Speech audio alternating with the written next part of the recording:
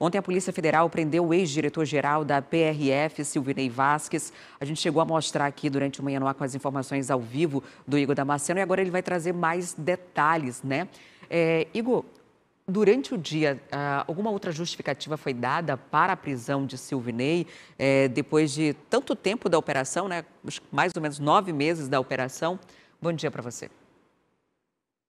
Oi, Adriane, bom dia para você, bom dia para todos que nos acompanham. De acordo com as investigações da Polícia Federal, foram coletadas novas provas que podem levar a uma incriminação do ex-diretor-geral da PRF, o Silvinei Vasquez, e também porque o ministro Alexandre de Moraes, que foi quem autorizou essa operação da Polícia Federal, pediu para que ele fosse afastado dos demais investigados, para que eles não combinassem depoimentos, não combinassem o que diriam no momento de prestar depoimento. E por falar nisso, Silvinei Vasquez deve ser enviado no início da tarde de hoje, por volta das 2 horas da tarde, na sede da Polícia Federal, para prestar depoimento. E olha, não tem horas para acabar. Realmente é um assunto, é um depoimento que vai aí durar pelo menos a tarde inteira. Essa é a previsão. Ele foi preso ontem ainda de madrugada em Florianópolis, a capital de Santa Catarina, e foi transferido aqui para Brasília numa aeronave da Polícia Federal. Vocês vão acompanhar aí imagens dessa aeronave no momento que ela chegou aqui no aeroporto de Brasília. Durante os mandados de busca e apreensão, a Polícia Federal ainda apreendeu celulares, documentos e até o passaporte de Silvinei Vasquez. Ele está nesse exato momento na Superintendência da Polícia Federal e a expectativa é que seja levado para o complexo penitenciário da Papuda, que é a maior prisão daqui do Distrito Federal. Como a gente bem sabe, Silvinei Vasquez é investigado por supostamente atrapalhar o fluxo de eleitores, sobretudo do presidente Lula, durante o segundo turno das eleições. Ele, inclusive, chegou a pedir votos para o ex-presidente Jair Bolsonaro nas redes sociais. Alexandre de Moraes classificou essas condutas de Silvinei Vasquez como gravíssimas. E outros motivos que levaram a essa prisão estão numa reportagem que você confere agora.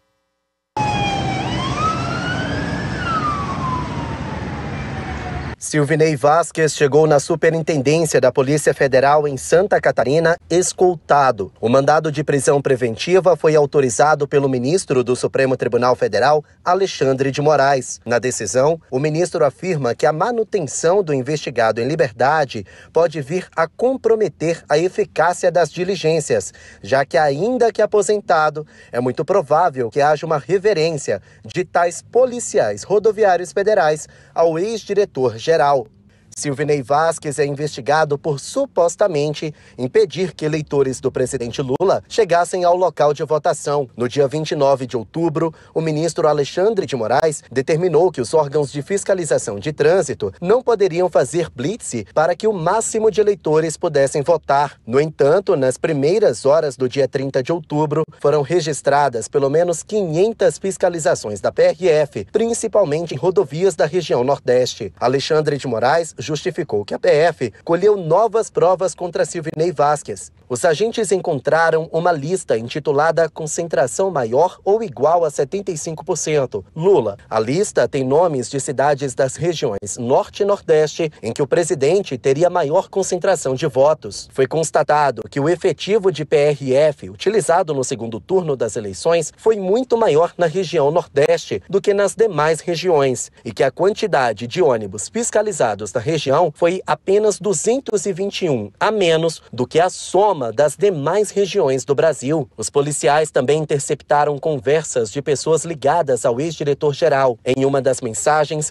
um delegado da corporação afirma que Silvinei teria falado muita merda nas reuniões de gestão, notadamente, ao que parece, determinado policiamento direcionado. Silvinei Vasquez esteve na CPMI do 8 de janeiro, no dia 22 de junho.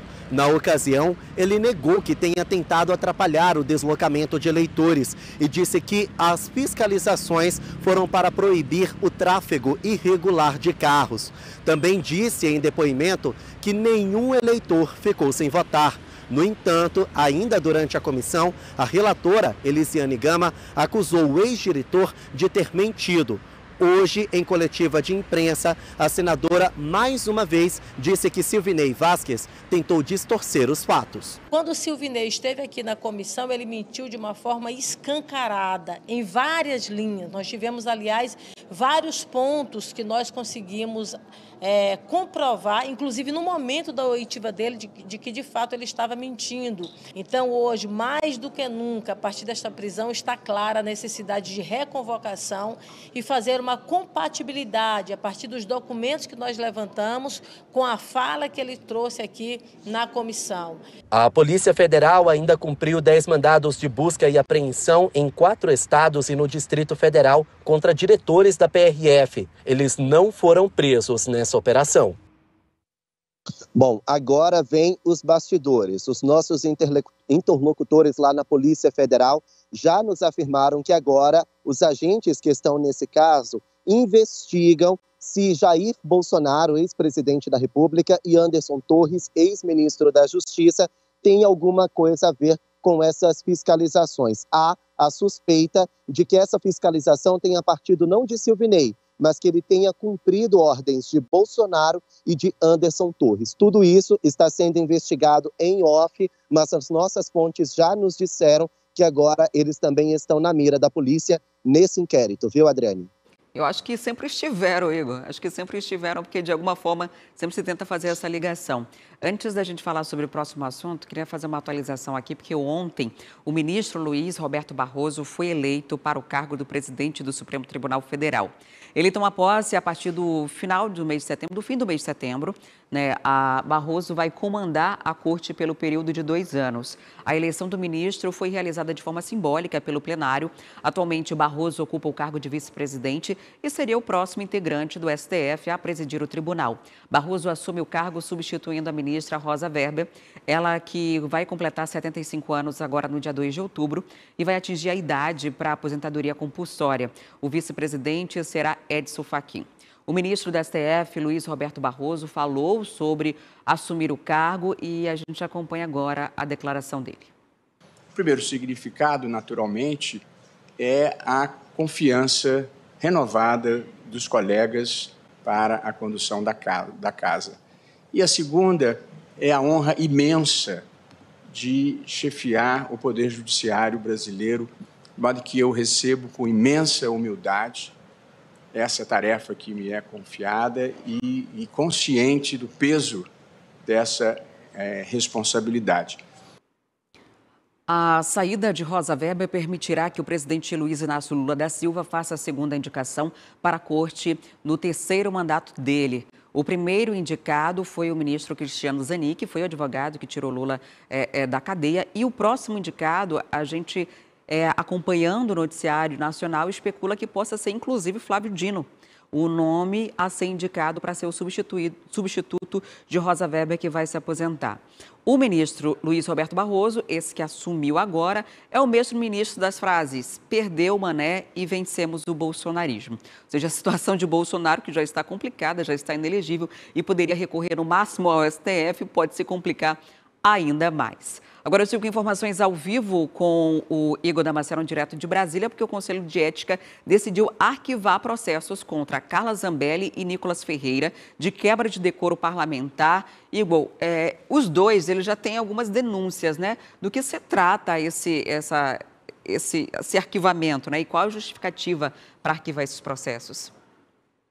Olha só, Adriane, Nicolas Ferreira e Carla Zambelli alegaram na Comissão de Ética, lá no Conselho de Ética da Câmara dos Deputados, que sofrem perseguição política e que houve um tom exagerado para que os dois fossem punidos ou mesmo cassados. O deputado Nicolas Ferreira, ele foi até o púlpito ali na tribuna do plenário da Câmara dos Deputados, colocou uma peruca e disse que passaria a se chamar Nicole para ter direito de fala. Essa demonstração, essa atitude de Nicolas Ferreira foi considerada transfóbica e, inclusive, queria que o Supremo Tribunal Federal entrasse no caso. Já Carla Zambelli teria xingado um colega, então os dois poderiam perder o mandato por quebra de decoro parlamentar. Só que por 12 votos a 5, o Conselho de Ética optou pelo arquivamento desses dois processos. Então, os dois não correm o risco de ser punidos, não correm o risco de serem cassados, continua com os mandatos em exercício lá na Câmara dos Deputados. A ala bolsonarista comemorou a atitude do Conselho de Ética, mas os membros do Conselho alertaram principalmente a Nicolas Ferreira para que ele tome mais cuidado quando for fazer algum tom crítico, quando for defender os posicionamentos políticos dele, Adriane. E isso poderia, essa orientação ela é pertinente, né? Porque dependendo do que for declarado e perdendo o apoio de grande maioria que do Centrão migrou para o apoio ao governo, como sempre fez, Nicolas poderia se complicar e perder o mandato, apesar de ter sido o deputado mais votado, né, Igor? Exatamente, o deputado Nicolas Ferreira foi o mais votado da história, ele tem ali muita força, principalmente nas redes sociais, então ele tem muita influência e tudo que Nicolas Ferreira fala, tudo que ele faz, acaba repercutindo nacionalmente, porque ele tem sim o seu público fiel. Então foi exatamente por isso que o Conselho de Ética da Câmara pediu para que ele vigiasse, que ele tomasse um pouquinho mais de postura de parlamentar mesmo, na hora de ter esse tom crítico, acabe não exagerando no deboche, justamente para que não deixe a situação um pouquinho mais grave com a base aliada, que é a oposição a ele. E isso eu tenho percebido, pelo menos pelas redes sociais, que já tem diminuído, né? Esse tom irônico, ele tem migrado mais, até porque sabe que aí pode ter perder o mandato e automaticamente perde ali a sua influência direta dentro do parlamento. Igor, muito obrigada pelas informações, um ótimo dia para você em Brasília, a gente se vê amanhã. Quer ficar por dentro de todas as notícias e programação da TV A Crítica? Então já se inscreve e ativa o sininho. E até o próximo vídeo.